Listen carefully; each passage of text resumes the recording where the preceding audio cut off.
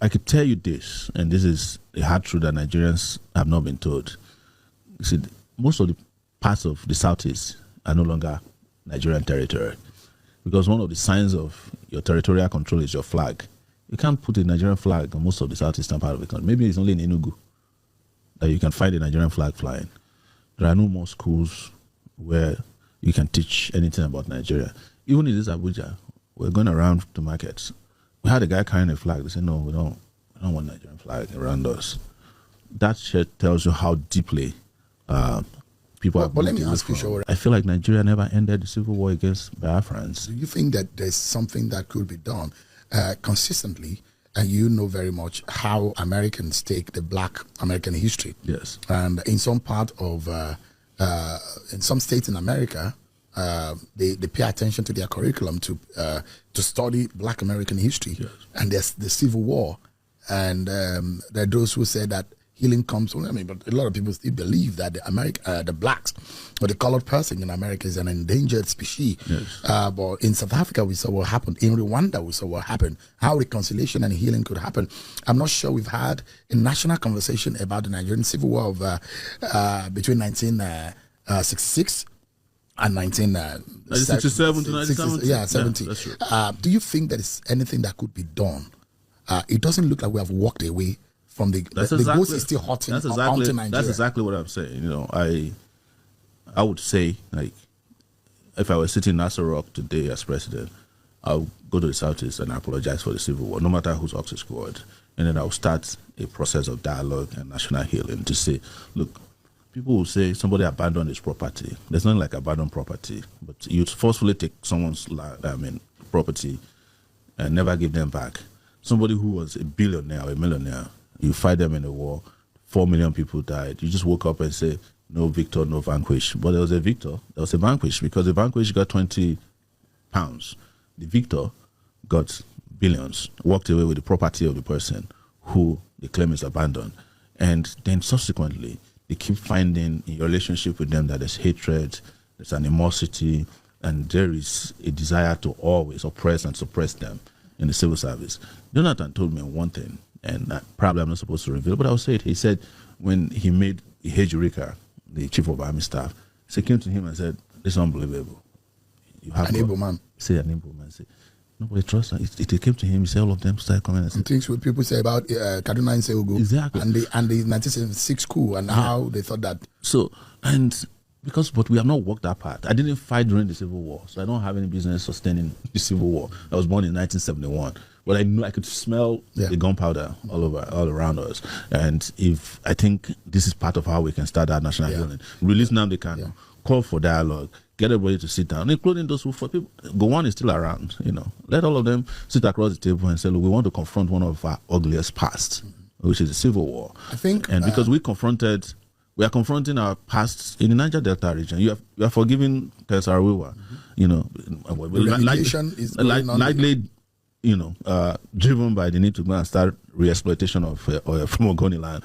But you could see that those are work. You meet all the militants, they used to be hiding, now they are billionaires. Tompolo just donated 10 billion naira to Delta State. He's probably richer than Delta.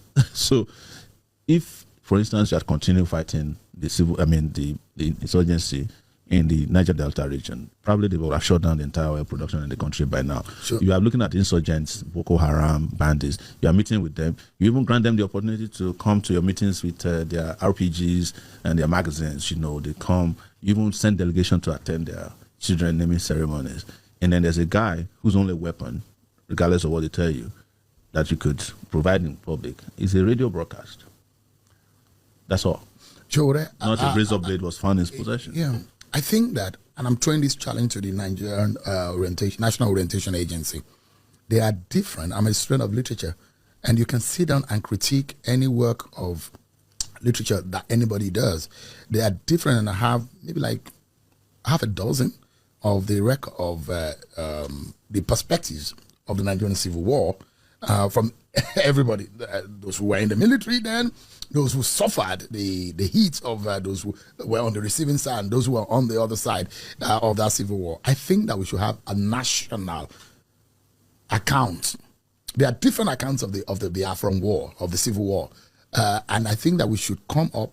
Let's have writers who will come and align the account. Let's have a Nigerian account of the Civil War that will now have FAQs to say these are the frequently asked questions and these are the answers to it. Because if those will say it's an Igbo war or is an anti-Igbo or this was this and that, don't you think that we need to come together first? Reconciliation, the kind of thing that we saw in South Africa.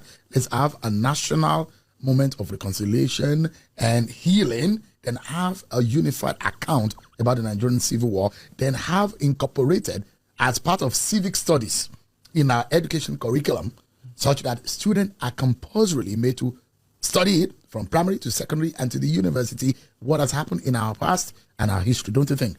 Well, we need to restore history back to our curriculum. I mean, real history. I think it's been done. Well, I'm not sure if it's been practically, it's been announced as a policy, but I'm not sure. You have to see what the history books are first before you can say those are history books. Because don't forget, there was a time in this country that under the military, they banned Kensarawiwa books simply because they had a problem. But what I want to tell you, beyond what you've recommended, these are just glossaries to what needs to be done. There must be, and this is serious, first you have to stop the abuse. You have to, by way of what you have recommended, which is national healing, stop the suspicion. And thirdly, you have to ensure that you demilitarize. Yes, there's nobody who feels safe in the Niger Delta region. I mean, in the southeastern part region. This, I could tell you this, and this is a hard truth that Nigerians have not been told.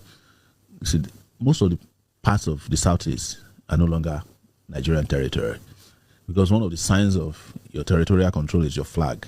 You can't put a Nigerian flag on most of the southeastern part of the country. Maybe it's only in Enugu that you can find a Nigerian flag flying. There are no more schools where you can teach anything about Nigeria. Even in this Abuja, we're going around to markets.